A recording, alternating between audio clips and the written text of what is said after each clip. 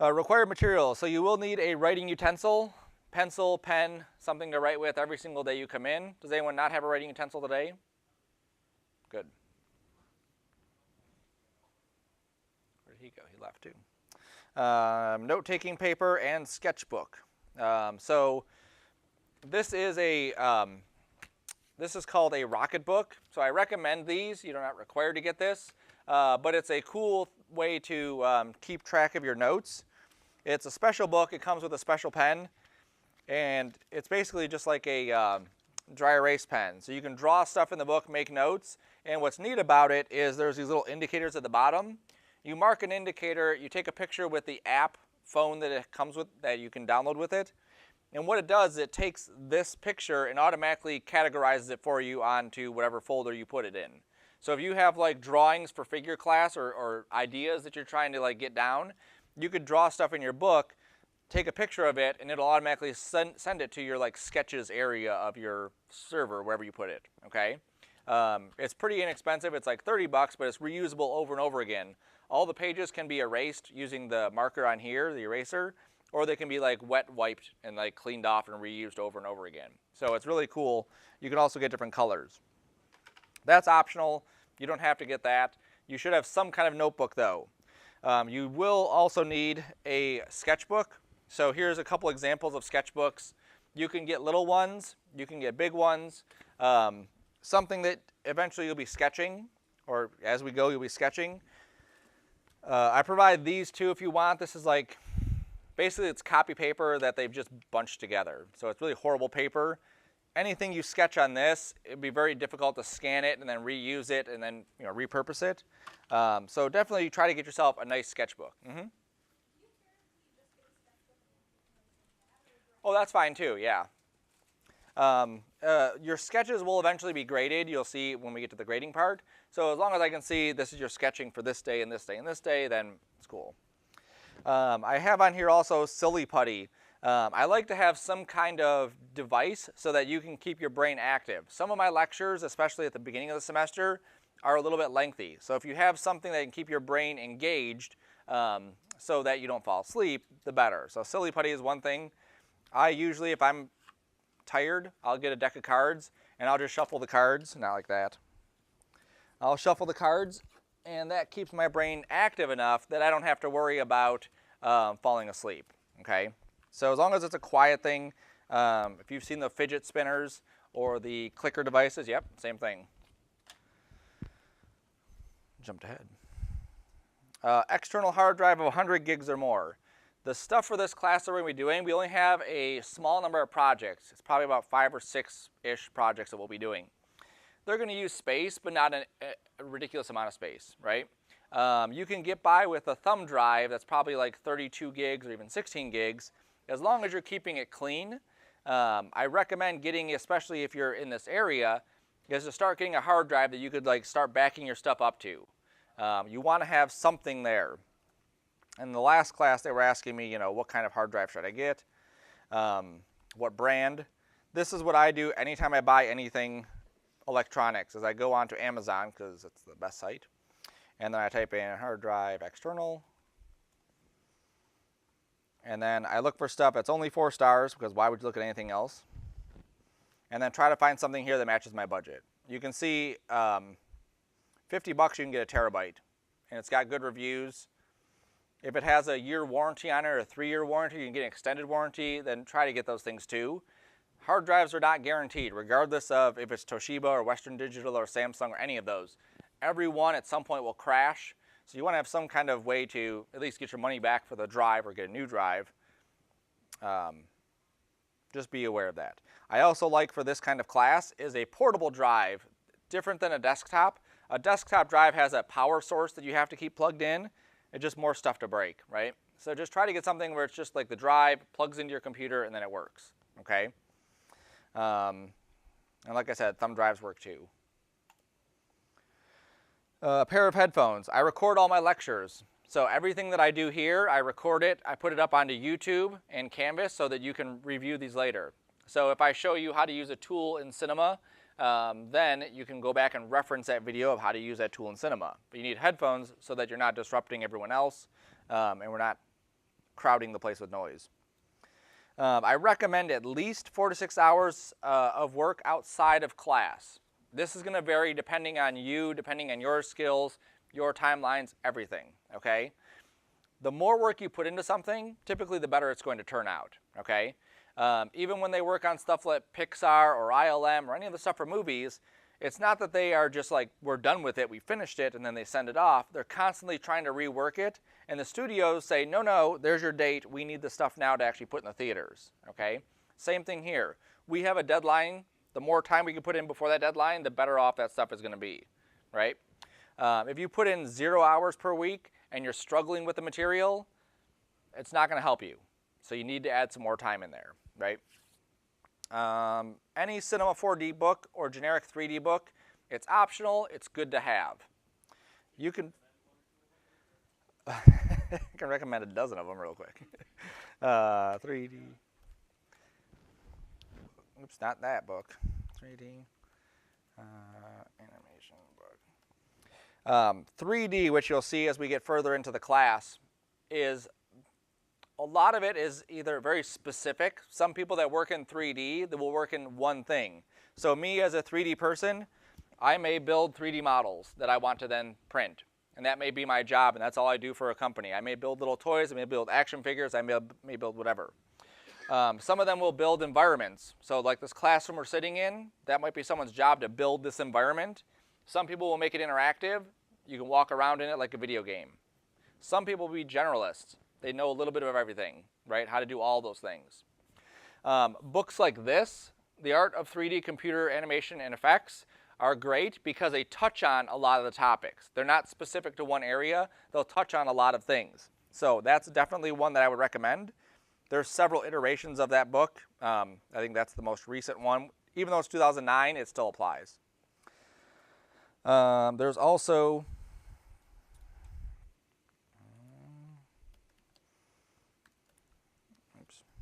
3D character modeling. Depending on what level you want to get into, there's stuff like this. Even though it says Learning Blender, they're showing you how to do character building.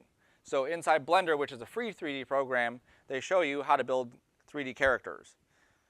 There's also 3ds Max modeling for games, Blender 3D, cookbooks, anatomy for 3D artists.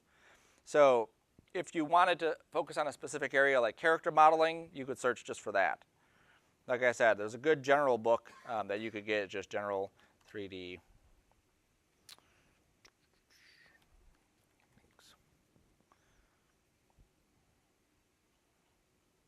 That's not what I pulled up at all.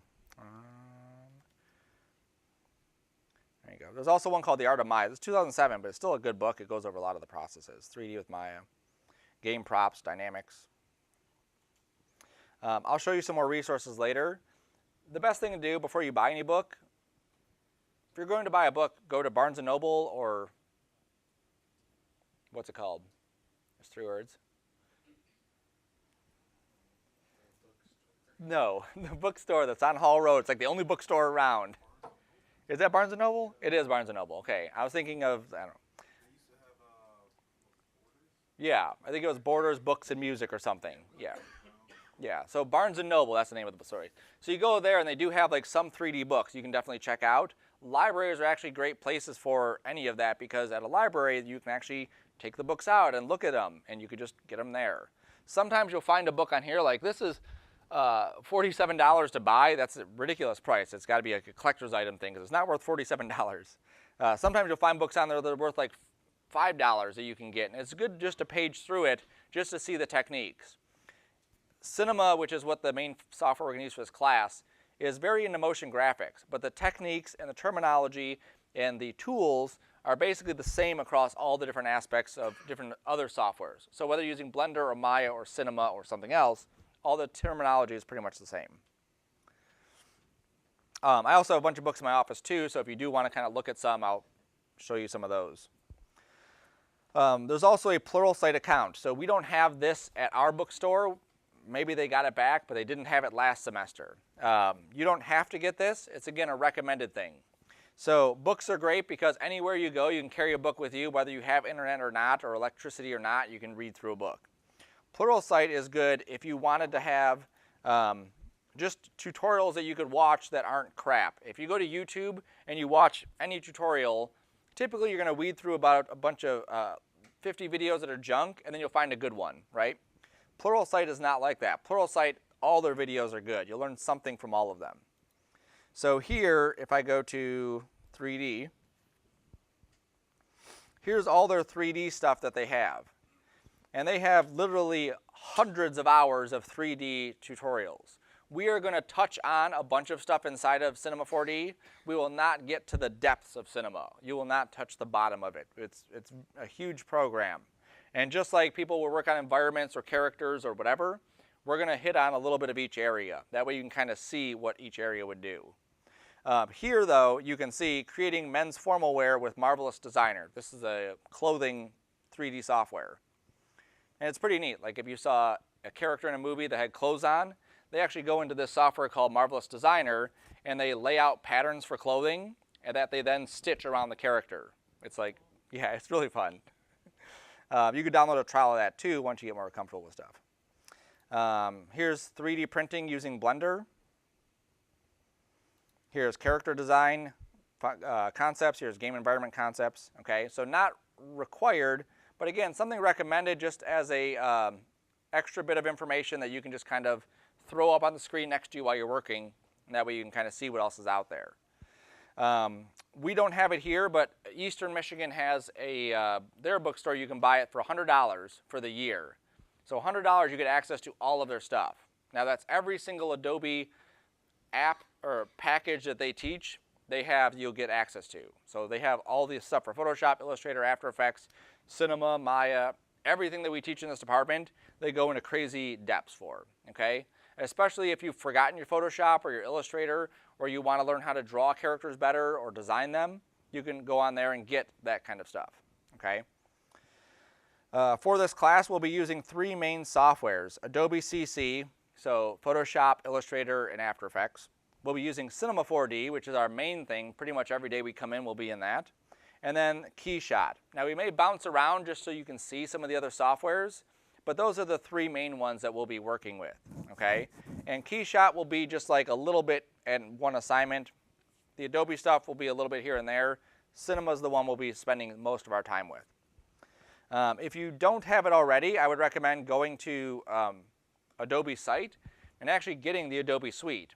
If you are in this area and you're like committed, like I want to do this for a living, you should have it. It's $20 a month. It sounds like, you know, it might sound like a lot, but it really isn't when you compare it to all the time you can work on this at home, not have to drive back and forth to use the computers. It's only $20 a month for the first year. 30. 30. Yep. Yeah. Well, I think it's 39. Is it 30? Yeah. Wow. But it's still worth it. It's still worth it, yeah. Yes, ma'am. As long as you're still a student, they give you the discounted price at $20 a month or whatever it was for the year. You just have to call them again. Okay. No, they wouldn't do that. I got it done. I had it for the first year discounted, and then I called them. Yeah, I called them. They don't like you. So Have her call for you. it depends on who you talk to. Right. Yeah, that's like every place, right? Get it regardless. $20, $40, it's still worth it. If you consider your phone that basically you use to play games more than you used to make phone calls or do anything productive on, it's worth it. Cinema 4D, the main software, you can go here to that website, so you can type it in, click it, whatever, and then you can get an 18-month license for this class, okay?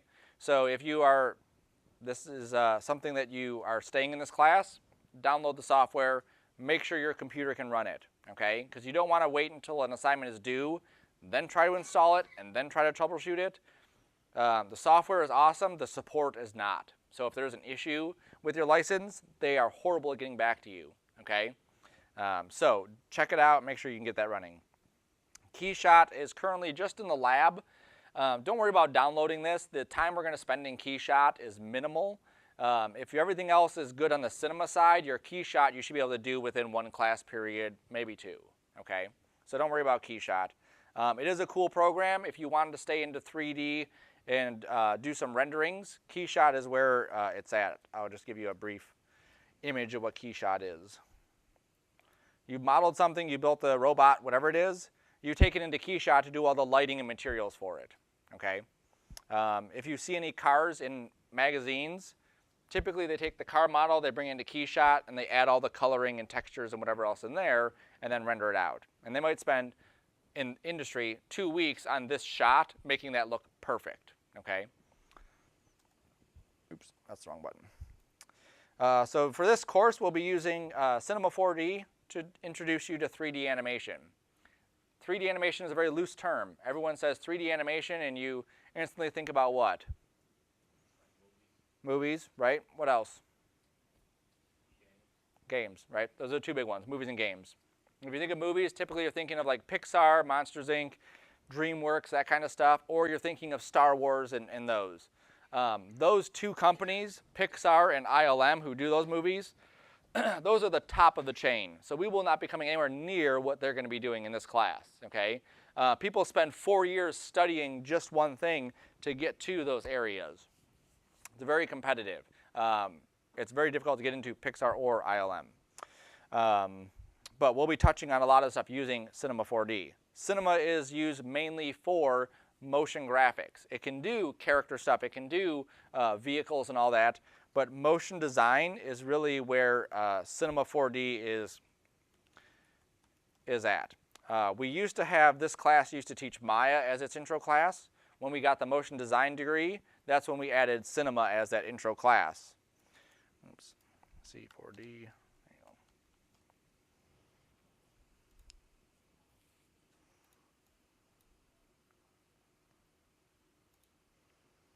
So this is just a generic reel from Cinema 4D. So you'll see that there's actually this kind of, it's not photorealistic, it's not cartoony. There's typically a mix of it. It feels like it could be, like you push it this way a little bit, it could be realistic, or you push it this way, it could be really cartoony. Typically that's where Cinema kind of falls. You could go either way with it.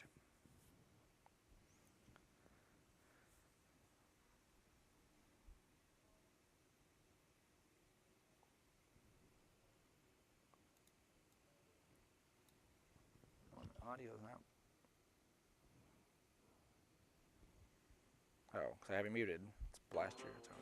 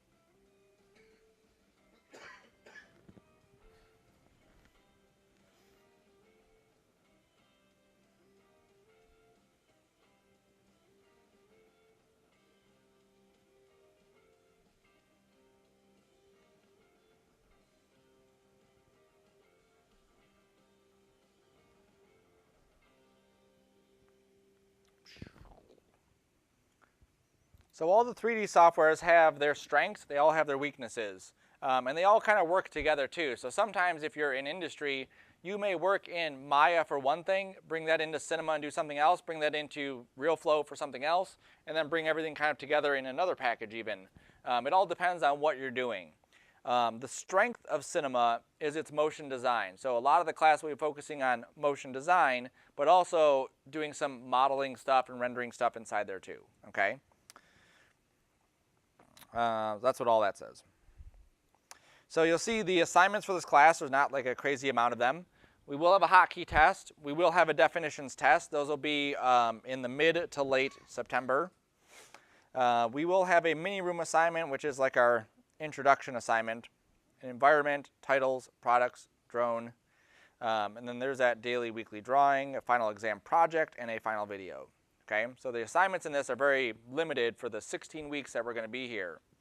The daily, weekly drawing, every single day you will draw for 15 minutes. You'll draw in your sketchbook. Every Monday I will check your sketchbook and verify that it looks like you've been drawing for about 15 minutes.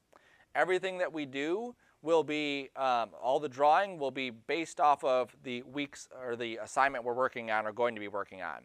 Okay, so when we get to it, I'll show you, your first drawings will be mini room stuff. So you'll be kind of drawing like props for your mini room or different layouts and that kind of stuff, okay? All my stuff is based on points, so there's no averaging. There's no like percentages. For the mini room, if you don't do it, let's say you don't turn it in, you just don't get those points. And so the highest grade you could get in the class would be a 94, which is 100 points minus 6, which is 94, okay? So it makes it very easy for you to see what is my final grade because there's no averaging. It's just literally add up the numbers and that's your grade. Point deductions. If you text during class, text during a lecture, you lose points. If you're absent or tardy, you lose points. So just make sure you're staying on top of those. I'm typically not crazy strict on texting during class if it's not obsessive. If I don't see you every time over at your computer texting all the time or texting and you're like falling behind in your work, okay? Texting during a lecture is definitely a no-no, but the other part. I also have going beyond points. So every one of my assignments, I've kind of like right-sized for the nuts and bolts. Like here's the basic stuff you need to get the gist of what the assignment is. Nobody is going to give you a job based on just the nuts and bolts of anything that you do, okay? The earlier you understand that, the better. So every single assignment you've ever done is, if it hasn't been your own or you haven't taken it and excelled that assignment, there's no point in even putting that in your demo reel or your portfolio because someone from the outside is going to look at it and say, oh yeah, we did that assignment. Everything you do should have your own name, your own work, your own feel attached to it, okay? With the exception of a couple things. So our mini room, that's just a fun thing just to get used to the tools. That's all it is. But when we get to the environment, when we get to our titles, when we get to our products and our drone, those things are really something that you can customize and you can make your own assignment. As far as, I want to have 6 propellers on my drone. I want it to be these colors. I want it to look like this or that or whatever. That's going beyond. I'm going to show you, here's what I want, and then you take that and you go beyond the assignment, okay? So if you want 100% in the class, you want an A in the class, you have to go beyond the assignments. Keys to success in the class. Show up to class on time, ready to work, every class. Pay attention in lectures, take notes, ensure you understand what's required, work during class, do homework, meet deadlines, ask questions, and push your skills. All of these things are easy things to do. It requires no premeditation as far as, you know, if you weren't on time yesterday, it's not like you couldn't be on time today, right? So at any point, you can make sure that you're on time, make sure you're asking questions, make sure you're pushing your skills, okay? Keys to failure, basically the opposite of what those were. Missing classes or constantly being late, socializing, making up excuses why your work isn't done, guessing what's required, not taking notes, and turning in work as you feel like it. The guessing what's required out of those is usually a little bit confusing to students because I may say I want a drone and I want an animation and I want a still image. And you may take that as I want a still or an animation. Well, obviously if I want both, okay? And me as your client, you need to make sure that whatever I want, you give me, okay? If you are at a simple thing, somebody orders a cheese pizza, you work at a delivery place, you give them breadsticks. They didn't order breadsticks, they want a cheese pizza. So you have to make sure you give them what they want, okay? All right, that's that sheet. Any questions on that sheet? No? Pretty simple. Let's go to the next one.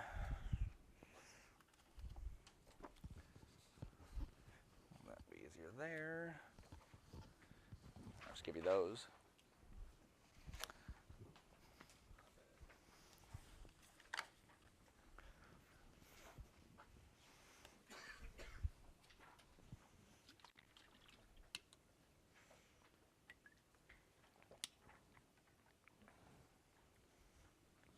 So this one is more generic classroom information.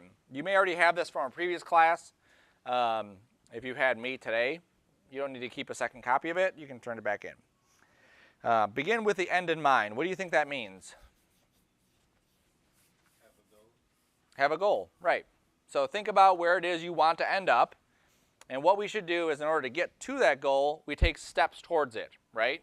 If we have no idea what we want to do, it's very difficult to get anywhere. We just kind of stumble through life. So we have a goal, obviously, for the end of this class. What is your goal most likely for this class? Knowledge, right? I'm glad that was the first one. Normally people say pass or get an A, right? Grades are one thing. Grades are meaningless to the real world. Nobody in the industry cares if you got an A, a B, or a C, or even failed this class. All they care about is what you can offer. So when you leave this class, you should have the knowledge from this class to actually do something with it. Now, that knowledge should be lasting. How many of you have taken Photoshop before? Good. If you've taken Photoshop, you should remember all the stuff from Photoshop, or at least 75% of it, okay? And if you haven't, you need to get in Photoshop more, because the better you are at Photoshop, the better you're going to be inside here when we get to anything that has to do with Photoshop, okay? So always have that goal in mind of what you're trying to accomplish. You can read through this package, or you should read through this package afterwards. I'm going to kind of hit on some highlights here. Show up on time, start working, don't leave early. If the college is open, we will have class. So I will be here, somebody will be here. Sometimes it happens that I have a meeting that comes up. Sometimes it's last minute, sometimes it's impromptu, sometimes it's been planned. Who knows? So someone will be here. At no point should you just say, well, he's not here, I'm going to leave, because there's nothing to do today. There's always something that we could be doing, okay? You've blocked out 3 hours twice a week. Use those 3 hours twice a week. If you get in the habit of leaving an hour early each time, well, then you've just lost an hour of that, right? And if you're spending $500 for this class, it's a lot of money you're going to lose. 3 tardies equals an absence. 12 tardies equals 4 absences. Absences greater than 4 equal a failing grade. This is, again, it's in here. It's not meant to be like the second you hit 5 absences, you fail. Some people have a reasonable reason of why they have 5 absences. I had a student who was in the hospital for 3 weeks last semester. Well, I'm not going to fail him because he's in the hospital because something came up. As long as he's able to come back and catch up on that work, I'm fine with it. Someone has to go out of town for business. Someone can't be here because they have work that day.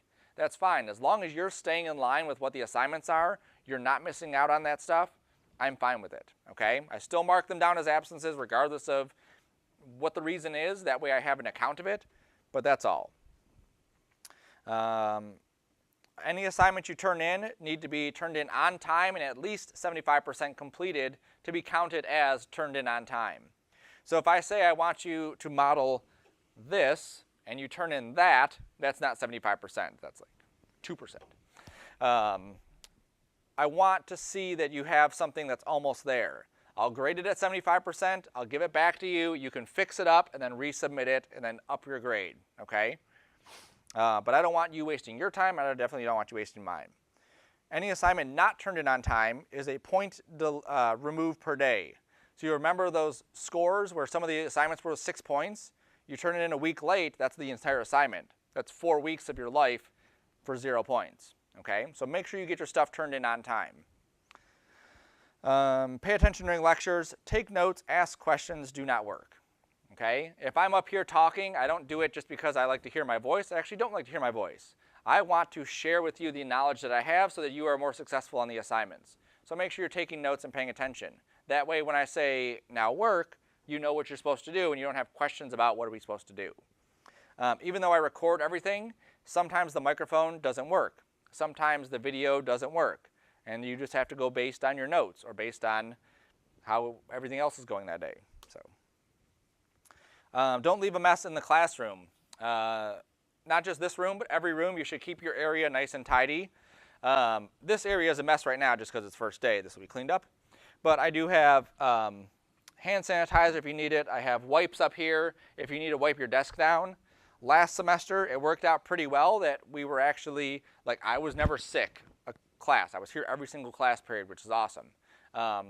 couple semesters ago, I was out like 3 times for a week each time during the semester.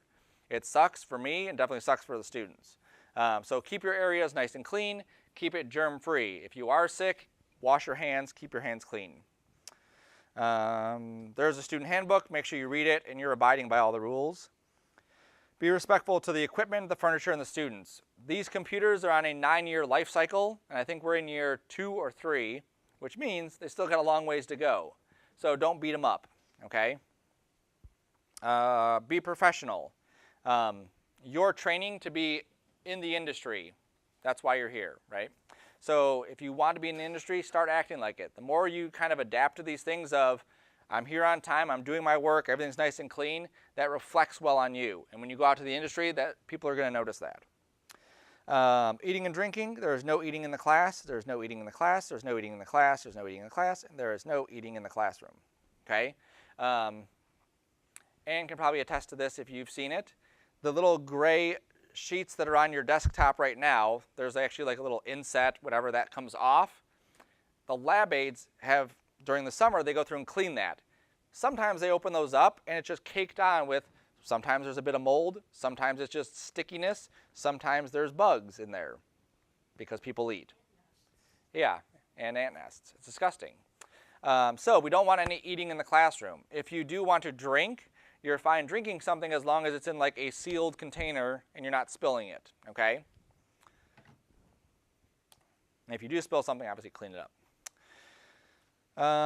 Doing the work. Anything that you turn in that is not your work is cheating, okay? So that means that if I come over to your station and I'm constantly there and I'm constantly showing you or doing your work saying, now we're clicking here, now we're clicking here, now we're clicking here. That's basically my work. You were just using your hand to move it where I told you to, okay? I'm saying constantly, not once in a while. If you turn in somebody else's work, if your friend does something for you, if you download files and turn that in, anything at all, that could constitute plagiarism, which could mean you could fail the class, you could be kicked out of the department, and you could be kicked out of the college. The college actually does keep track of it, so if you ever are caught for plagiarizing something, there is a record on file that says you have plagiarized stuff. And they can see that, and if they see it multiple times, they will kick you out of the college. It doesn't happen too often because people learn, but it does happen. Assignments are not accepted without a completed assignment sheet. I will show those when we get to it. Your grade is your responsibility. So there is 13, 14 of you in this class. I'm one person, so the way that I lecture is basically based on everything I've been doing for the past 20 years and modifying things. So sometimes I'll see something works and I'll use it. And I'll say this, this is how I'm going to show off this assignment. That doesn't work for everyone. So if you're not understanding what I'm saying, you ask a question. That way I can maybe explain it a different way. But number 2, look at other resources available. When you leave here, not just this classroom, but Macomb, and you're out in the world, you'll have to do your own work. You'll have to do some research. You'll have to figure this stuff out. The way that I learned stuff when I was a student is by doing that. If I didn't understand something, even though the teacher went over it 10 times, I would research it. I'd find another book. I'd ask a friend. I would just try to play around with that tool or technique or whatever it is to understand it better, okay? And the more exposure you have to that kind of work flow, the easier it's going to be for you to do that. So for instance, one of the things we'll be doing is setting keyframes. Oops. YouTube. There we go. Come on. So how to keyframe in Cinema, how to manipulate keyframes, how to keyframe, how to keyframe, how to keyframe. So if my talking about it 1 time, 2 times, 3 times doesn't help you, talking to a friend doesn't help you, looking at it online, reading the help files, find something that will. There's always something that will be there. You can't dismiss it and say, well, I guess I can't just have keyframes, I just don't know how to do that. You have to figure that stuff out. And the success of you in the class, the success of your grade, depends on you understanding these concepts, okay? It's kind of like if you don't understand math, adding in math, but then they start moving on to subtraction, you're going to be horrible at subtraction if you don't understand adding, right? So you need to understand these basic concepts as we go. There we go. Here's our grading scale. So notice here the B plus is 92 to 89. all of my upper end grades are very narrow because if you earn an A in this class, you've earned an A in the class, okay? That means that you've put in a lot of work, a lot of time, a lot of effort to get that A. Typically about 3 people end up with an A in this class, okay? And it goes further down. So you can take a look at that. And now we're on the frequently asked questions. All right, I wasn't here last class. Did I miss anything? What do we think? Yep. Regardless of what I show up here, regardless of the assignment we're on or where you're at in it, there's always something you're going to miss. Even just the environment. Anything you learn here, you could go onto YouTube, stay in your house, and learn anything and a lot more, okay? What you're getting out of this is the environment. You're getting direction. YouTube is basically just like a million beads of sand. We're just like a straight path. Like this is the stuff that will get you where you want to be. So when you're not here on the pathway, you're in the beach in the sand, right? And so we want to help guide you there. So yes, make sure you are here as often as you can. Even coming to labs helps because not only will you see the stuff that you're doing in this class, you'll see people from other classes doing stuff. You'll see people in the advanced animation class or the modeling class or the After Effects class all working together. So it's always good to see. What's the best way to reach me outside my office hours? Email. Awesome. Can I bring food or beverage into class? Just beverages. Yep. Can I bring in my own mouse or tablet? Yep. You can bring in a mouse. You can bring in a tablet. Some people want to work off their own laptops. That's fine too. Just don't unplug any of the equipment that's already plugged in, okay? Mice, keyboards, monitors, whatever. There are, I know on this bank there's a power strip, on that bank there's a power strip, and I think on that far one there might be one in the middle of the table. Maybe not. Okay. If there's not one back there and you do want to bring a laptop in, let me know. We'll put a power strip back there, and that way you have a spot to plug in your laptop, okay? Anything you do, you can bring it in, just don't obviously make a mess. If you need drivers, you'll have to just install those. The college won't install drivers. So every time you come in, install your drivers, and then you'll be good. I'm not feeling well. Can I work at home? I don't have a ride to class today. Is it okay to work from home? I was called into work and can't make it to class. Is that okay? Yeah. It's fine to do that. You're still missing class. I still mark it as an absence. So just be aware of that, okay? As long as you're doing the work, I don't have an issue with it. As long as you're not missing out on the actual assignments of the class, I have no problem with that. Now, I do want you to make sure that you're preparing yourself for the future, preparing yourself for that portfolio, demo reel, whatever it is you're making at the end. But yeah, it's fine to. Just let me know. I finished my work. Can I leave early? Not advised, right. You definitely can. This is college. I can't force you to be here. As long as you're caught up on your work, it's fine. There's always something, though, that you could improve. Like I said before, Pixar and ILM don't just like stop working on their stuff. They are forced to stop working on their stuff. They rip it out of their hands and put it on the screen because there's always something they can do to tweak it and modify it. Even our work that we do, you'll see the difference between like a good animation and a bad animation. 3D rendering. I don't know if that'll come up with anything. We'll see. All right. That's not too horrible, I guess. So something like this would really be enhanced if they added depth of field to the background, right? So if Walter White's in focus and the background is kind of fuzzy, that would definitely enhance it. Fixing the shadows on there, that would enhance that. Maybe fixing some of these reflections so you can see his eyes, that would enhance that. So there's always something you can do to make your renderings look better, to make your animation look better. So we always want to explore those. I came in to turn in my work. The college was closed. Is it okay to turn it in late? I couldn't get a ride to the college to turn it in. Can I turn it in late? I had problems with my assignment and no one could help me. I turned it in late. We just get a point off every day, right? Yep, a point off every day. Okay? So the point of that one, don't wait until the last minute for stuff to happen. Okay? Because it always is. Regardless of who you are and what you do, it happens to me, it happens to everyone. Stuff will come up. So if we have an assignment, you can't put it off until the next class to get it done or the next class to get it done. You do as much as you can. And the way that I set the classes up, whatever I show you before the next class, you should try to have that done. Okay? And then before we get to the next, when we get to the next class, we're picking up right where we left off, have that done. And that way you have everything like you're right on pace, okay? Any questions on that sheet? Nope. Uh-huh.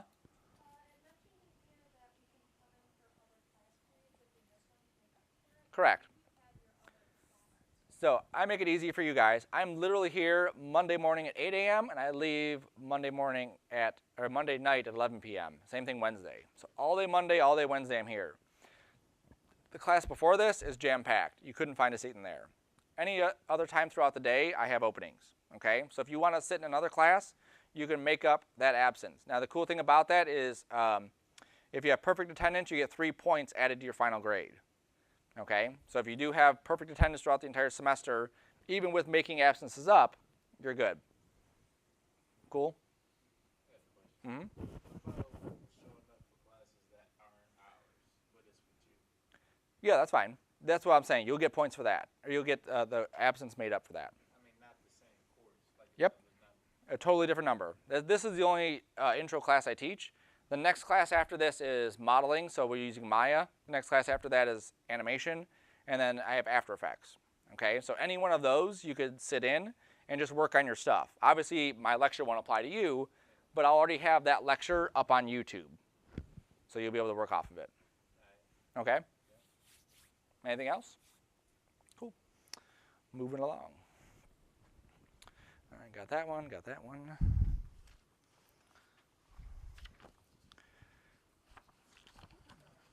Mm-hmm. What's the best way to get to your email or Canvas? If in Canvas, it's set up so that it will email me or it should email me, but it doesn't always for some reason. There's been a few times where people have emailed me. It's supposed to forward it to my Macomb, but it doesn't. So yeah, it's just direct email right away. Yep.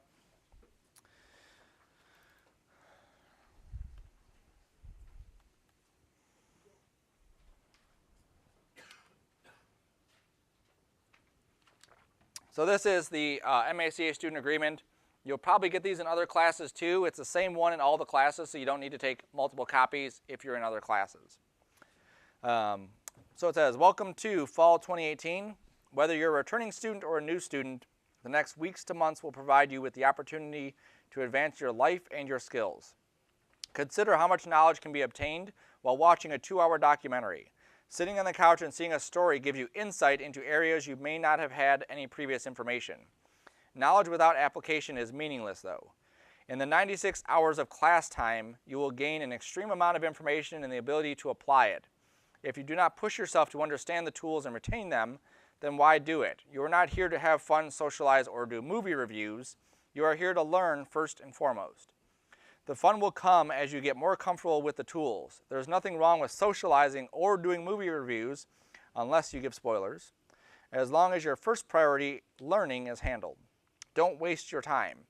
You're not getting any younger, the material isn't going away, and neither is the competition. You have to dedicate time to learning and growing. It will not magically come to you. At your fingertips and during each day, you have the ability to improve an incredible amount. You also have the choice to do nothing. You can rewatch your favorite Netflix series or learn how to master animation basics. You can play video games or perfect drawing a character. Think about who you want to be and where you want to be in 5 years. The steps you take today will move you toward that person. The choices, however small, do affect you. Focus on who you want to be and take steps towards it. So every semester I give these, a synopsis of the way that emotionally I think would kind of set the stage for the rest of the semester. And it really does hit on it because all the little things that we do every day move us towards whoever we're going to be, regardless of what you have your goal as. If you don't take the steps towards that, you're not going to be there, right? So if my goal is to lose 50 pounds, but I never work out, I never eat right, it doesn't matter. I'm still going to not get that goal. But if I have that goal in mind and I know what steps to take to get there, it's a lot easier to do. So the people you hang around with, the stuff you watch online, the time you spend in the computer doing this kind of stuff, the drawing stuff you do, all of that brings us to the goal of I'm assuming why you're here is to get a job doing this kind of stuff, okay? So the more you can do, the better off you're going to be. I'll get more into this later, but like reading books, everything that we do can push us towards that person we want to be. Okay, and that's not going to be the same for everyone. It's just we are who we are. So here's some links that are important. Number one, contact.sarcona.net. If you haven't gone there before, or even if you barely remember, maybe you have, maybe you haven't, go there and register your email. This summer we had a couple classes that were waitlisted plus some. Okay, so we had people like maxed out the wait list on several sections. We were able to send an email to all the people that were on the wait list and in the classes saying, hey, we're opening up some new sections. You might want to move into these classes here. And those classes filled and also waitlisted. Okay, you don't get that information unless you are somehow contactable, right? Sometimes we have presenters come in. We want to give you that information so that you can see there's a presenter coming in. So go there, register your email so that I can get it, so that I can send out emails to people. Vimeo.com, groups, MCC, MACA. I should just keep all this stuff up here. /groups/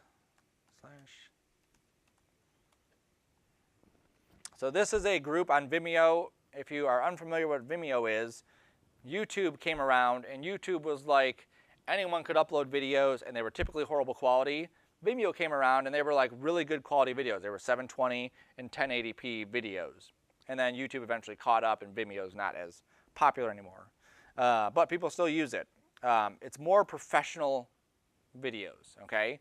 So there's an MCC, MACA group there, and basically students who are current, past, maybe even future students are in this group. And there they are. And they post videos. They post stuff that they're working on. Some of the students you'll see are in industry. Steve Savali came last semester and gave a presentation. Billy Chicken, he teaches the other Intro to 3D class. He's on here too.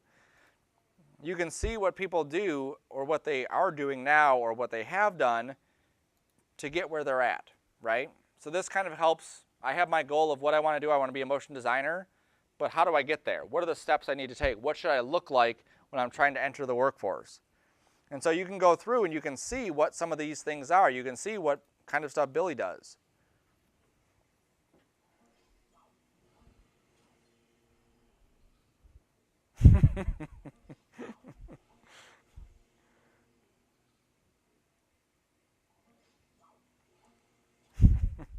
That's silly.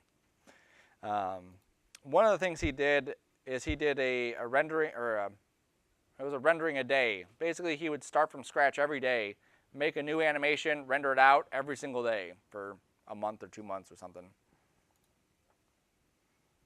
But you can see all the stuff that he's doing here.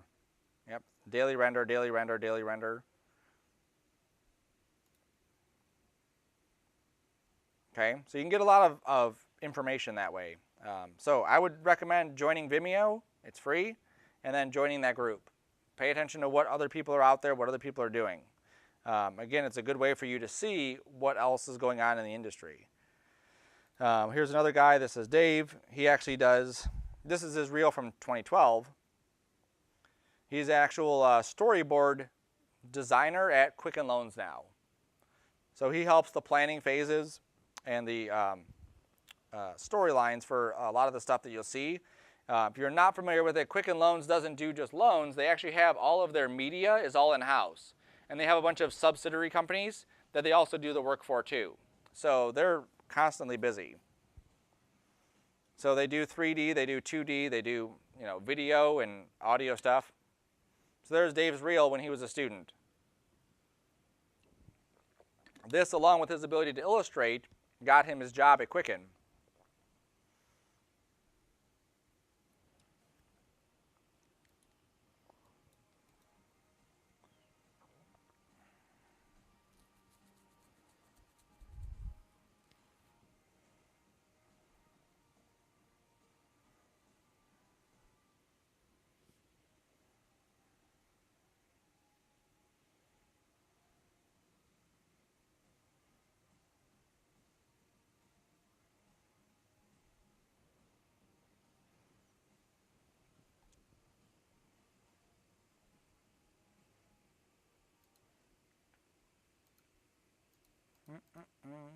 He has this here. He used to actually be a paramedic. So he was a paramedic for 10, 15 years. And then he came back to school and learned this stuff and basically changed his life. Instead of driving around and being shot at, he was saving stuff. Yes, ma'am. It kind of looked like he had combined some of his work in the reel, like it wasn't all Cinema 4D. Correct. He didn't actually use any Cinema 4D. Back then we were using Maya still. So he has After Effects, he has Cinema, or Maya. He also has some page layout stuff in there too, and some Photoshop drawing stuff. Yep. It really depends on what job you're going after. So at the time, it was more like Quicken was like, we are looking for interns who are just versatile. And he says, I'm versatile, here's my stuff. Once he was there, he internshipped, and then they said, okay, well, we really like where your strengths are here, and they put him into that group. And they hired him after 3 months of interning, they brought him on full time. Yeah. So a lot of reels that you'll see, some are very specific. I'm just doing modeling characters. Some are very diverse. I'm doing a little bit of everything.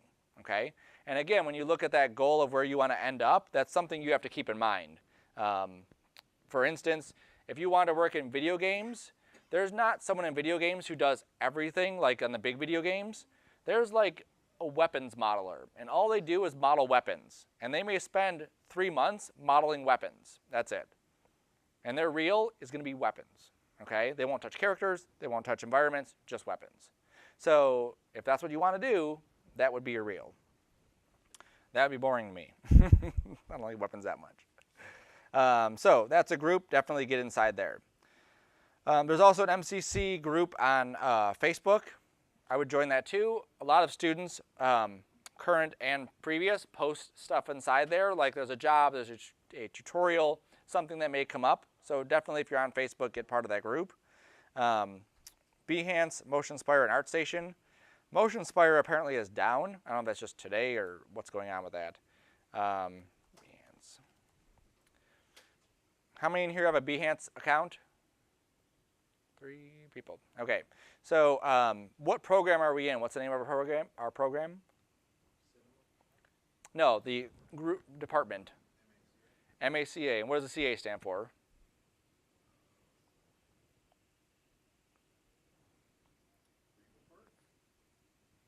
Communication arts. So communication is a big thing. What's the most popular way to communicate now? Social media, right? So if you want to be in this area, regardless of where you actually end up, like in 10 years from now, you should start getting on any kind of social media platform you can.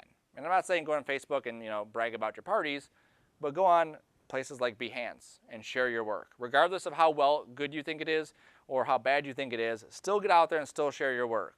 As you make better work, you pull the old stuff down, you put the new stuff up. Okay?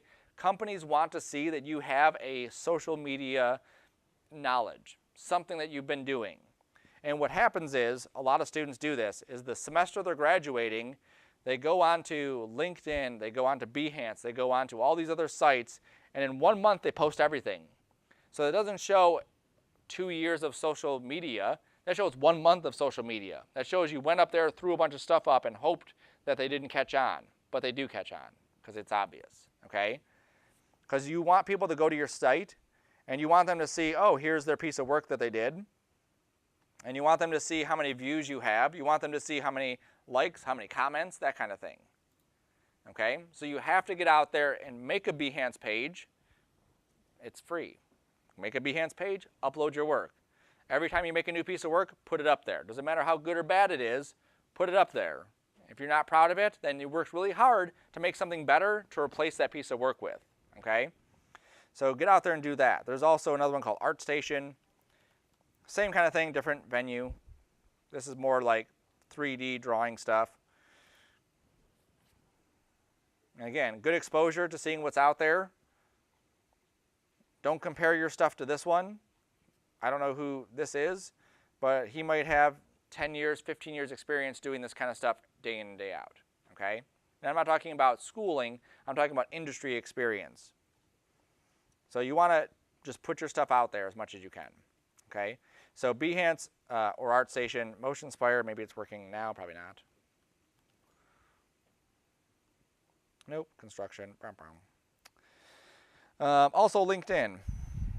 So LinkedIn is another site. How many people are on LinkedIn? 2, 3, 4 people, 5 people. LinkedIn is your connection to everyone in the industry. Okay. People may put stuff on Behance or on Vimeo or any of the other places, but everyone goes to LinkedIn to share their stuff, to talk about their stuff that they're doing. You can make a Behance page and no one will see it. You can make a Vimeo page and no one will see it.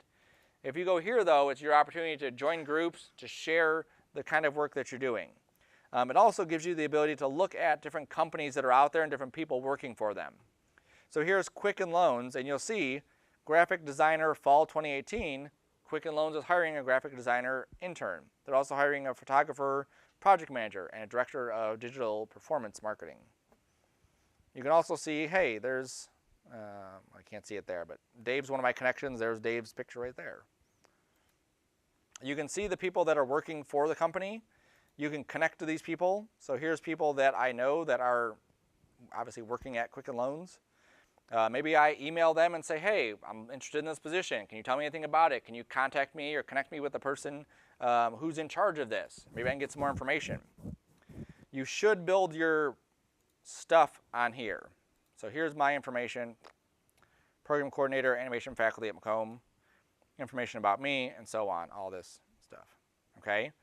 Companies can go out there and they can look at my profile and see what I'm capable of. There's a box you can check. I'm looking for work, I'm not looking for work, whatever. Companies are more likely to go here and find people for jobs than they are just to post a job and hope that someone that they think is qualified will apply for it. They're more likely to say, hey, and I've gotten several emails from people saying, hey, I like what you have here. Do you want to work here? Do you want to do this?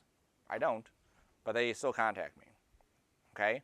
So get your stuff out there. And again, it shows how many times, look at it, I have 32 profile views. I don't know how long that is. A week, a month? I don't know.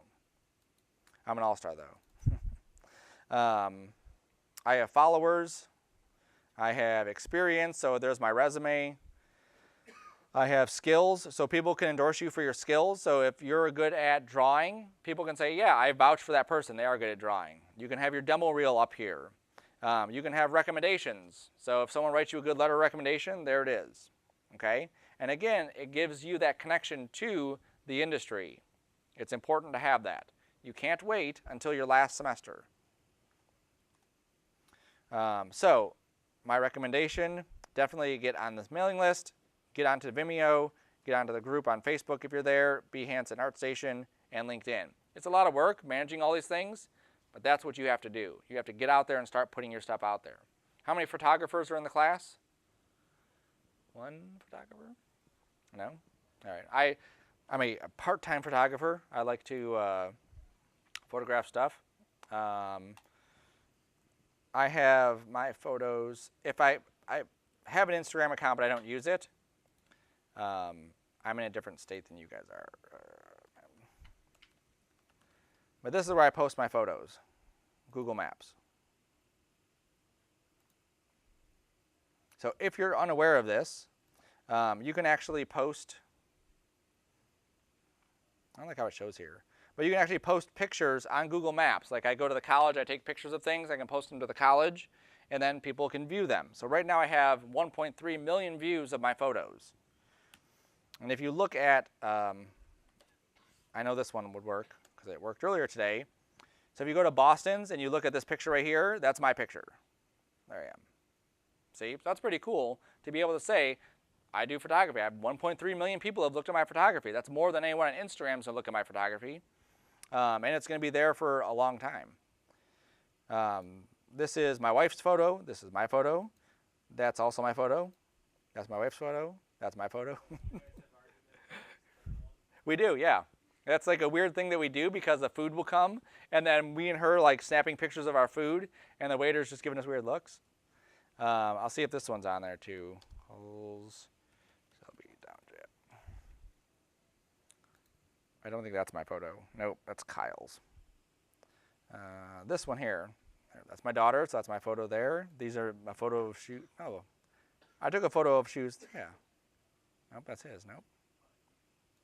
Nope, I have several photos on here. But what's neat about it, again, is that it's a way for people to see my photos, to get some exposure, and also to work on it, because it's kind of like a game to me of how many views can I get on a photo and what's going to drive the photos that people want to view.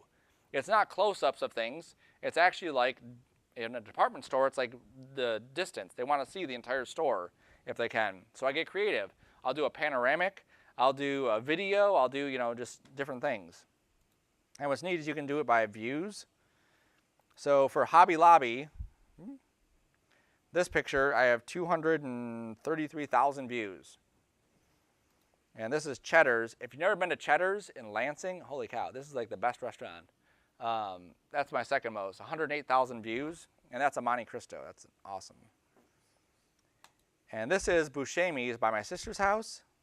This has 107,000 views of the chip aisle, which for a Buscemi's, I was surprised because I don't think, this is Harper and 16.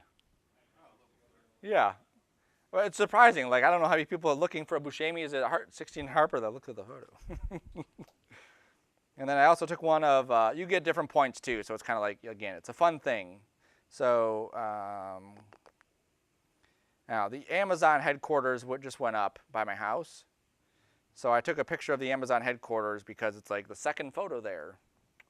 Amazon distribution. So there's only 2 photos, mine and this, well, at the time, mine and this other guy's. Yep, so there's my photo. And there's his photo. Fun stuff, okay? So you have to get out there and you have to show off your work. It doesn't matter the venue. Always find some way to do it. I know art directors that always try to work in something creative for any posts that they put up there. They don't just like, post something just like, here's a picture of me and my kids. They do something creative with it, okay? All right, the next page here is improving your work skills. So these are things that regardless of your past, you can start doing immediately, okay? And they're things that take pretty much no effort to do. I'm going to just bullet point it. So being punctual, being prepared, being accountable, working hard, being committed, having a great attitude, paying attention, and being helpful. So these are all things that will make you a better worker. If you looked at, if you remember from when you first came to the college, they had you take an assessment test, right? So math and English kind of thing. They're changing that. They're trying to figure out like how helpful is this test? How accurate is it? So now they're going to something that's more like a GPA. So if you turn in your high school GPA, they'd be able to see your GPA is a better indicator as to how well you'll do in math or science or any of the other classes. And the reason isn't simply because you did well in math here, you're going to do well in math at Macomb. The idea here is that your GPA is more in line with your work skills. How punctual were you? How hard of a worker were you? How much did you force yourself to work to get that grade, to push yourself further? That's the indicator there. And when companies look at people, you can have all the talent in the world. If you don't have those, they're not going to bring you in, okay? If you're not on time, if you don't work hard, if you're not holding yourself accountable, forget it. Improving your learning skills. So this is all the different things you can do to improve how you learn, okay? Everyone learns differently, so there's no like right size for everything. So number one is, what is your learning style? What kind of learning styles are there? Do you know how you learn? Somewhat. What's the best way you learn? Hands-on, right? That's typically for a lot of us, especially in the art area, hands-on. If I try to explain how to draw an eye, it's different than you just drawing an eye over and over and over again, right? What else? Go ahead. Hearing it. What'd you say? Okay. So hearing it, doing it, seeing someone else do it. There's also explaining it. So you actually telling someone how to do something is another way that you can learn. And that might be a kind of a weird thing to do. It is. That is, if I have trouble with something, with learning something, if I teach someone else how to do it, then it'll be embedded in my brain, more than. Just doing it yourself or just trying to stumble it. Mm-hmm. What were you going to say?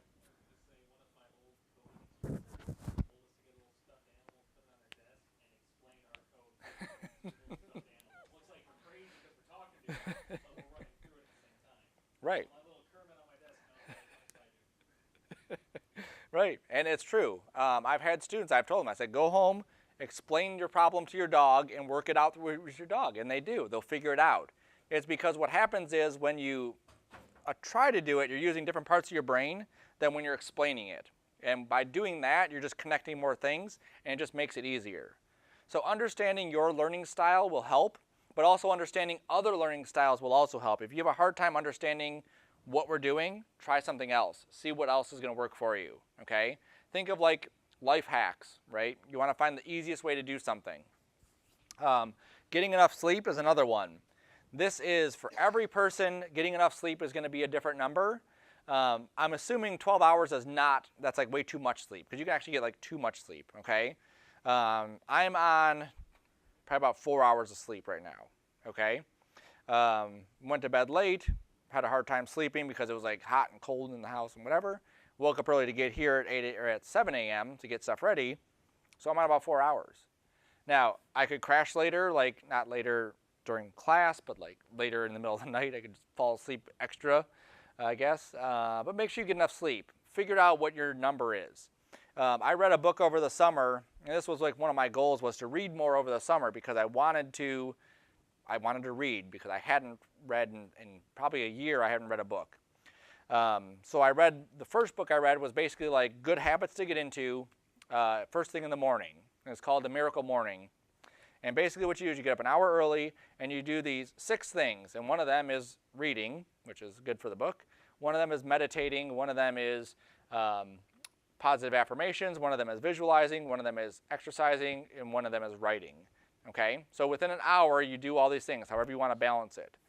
But the first hurdle of that is always getting enough sleep. Because people say, well, I can't get up an hour early. I'm already tired when I get up. If you get up an hour early and you start doing these kinds of things, your energy level is already going to be up because you're already kind of getting yourself in the mode for the rest of the day, okay? So find out where your getting enough sleep is. Try to get less sleep, try to get more sleep, find that good spot. I find for me, having something that gets me out of bed is much easier when if I don't have to get out of bed at all. During the summer, I don't have to do anything. I could literally, time we get off here in May to yesterday, I probably could have slept in every single day. But I was up at 5 o'clock, 6 o'clock doing this kind of stuff. And I read probably 6 books over the summer. Eating a healthy diet. Again, something that it's easy to say I can't eat a healthy diet, I don't have time, blah, blah, blah. But there's always something you can do to make yourself healthier eating, okay? Exercising. I work out about 5 times a week. It's important to get some kind of exercise, not just for obviously the physical benefits, but also the mental ones. They've done studies where if you exercise right before a test, you do just even brisk walking before a test, your test score increases. You don't have to do anything else, just brisk walking before a test, your test score gets better because your brain is more active, you're more alert. Meditation, practicing an instrument or foreign language, drawing or doodling, and keeping an open mind. For all the stuff above this, if you tell yourself this doesn't work, this is stupid, it doesn't work, and to you it is stupid. But if you realize that, hey, this could work, then it could work, okay? So you have to keep an open mind about anything that you do because the second you shut down, the second that nothing is going to happen for you. The second the world is against you, the world is against you. The second it's not, then it's not, okay? So by thinking positively, by keeping an open mind, it helps the entire thing, okay? Any one of these you could do. You could do one of these, you could do 2 of these, you could do all of them if you wanted to. There's always a reason not to do something. There's a reason not to get enough sleep. I'm always tired. Everyone's tired. It's a matter of just getting out there and doing stuff. Eating a healthy diet. There was a guy who, I'll just show the stuff. It's easier than seeing it. He was a chemical or a mechanical engineer, electrical engineer. He was like, he didn't want to spend any time at all making food. He was just like, I want my nutrients, I want what I need for the day, and I want to move on to the next task. So he invented this drink, which is called Soylent. And if you drink 5 of these a day, that's 100% of all the vitamins you need for the day, 100% of the protein, 100% of the calories, everything. Like it's like locked in. And the bottle's like this big. And so if you're like, I don't have time to eat healthy, you could drink this. And there's some people who that's all they do. That's their vitamins. They drink that, done. That's their meal. $3 a bottle, so it's not too much. But you would get all the calories. Everything's proportioned. If you're like, oh, I want to, cut back my calories, you drink 4 bottles instead of 5 bottles. It's definitely cheaper than not doing that. Same thing with exercise. There's always ways you can find exercise. A foreign language you can learn. I have like a 30 to 40 minute drive here. Anyone have anything longer? How long? Hour and a half almost? Holy cow. Yeah. So in that time, you could throw a CD or yeah, podcast or language tapes or something. I mean, there's always something that you can do when you find time, okay? The idea here is that you prioritize, you find the time to do that kind of stuff. Attendance policy. So I already went over this pretty much. You can miss 4 times. Doesn't mean you have to miss 4 times, or there's like free bonus times. Try not to have any absences if you can. We don't loan out equipment for this class. The only thing we really have here is tablets with pens. So if you do borrow one of those, just make sure you get it back to us. They're expensive, and sometimes I'm assuming that they're not doing it on purpose. Sometimes the pens walk away because people just throw them in their pocket, I'm assuming because they think it's a real pen. We don't want that. Usage of hardware in classrooms. We'll get into more of the specifics here, but obviously the computers are old or newer. They have to last a long time, so we don't want to destroy them. Don't break anything. Don't unplug stuff you shouldn't unplug. Don't change any settings you shouldn't be changing. All right. And that's it for that sheet. Any questions on that one? No? All right. Let's take a 10-minute break. Come back at 12:40, and then we'll continue on. We have a couple more things, and then we'll be done. Cool?